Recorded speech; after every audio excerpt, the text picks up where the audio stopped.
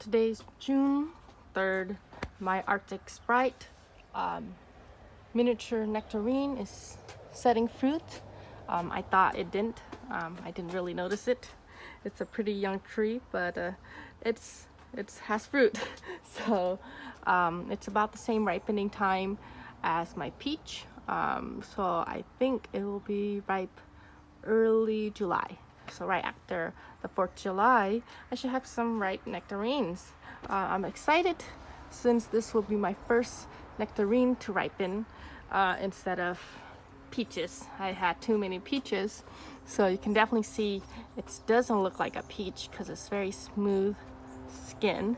So if anybody get a mislabel peach tree that looks smooth on the skin, you can tell it's not going to be a peach.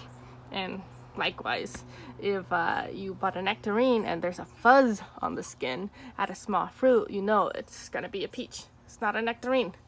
So my tree's overall pretty healthy. I don't see any peach leaf curls on this tree in that sense. It's pretty hot though.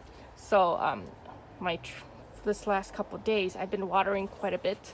I have it in a self-watering pot, so I can reduce the chances of it getting overheated and not enough water.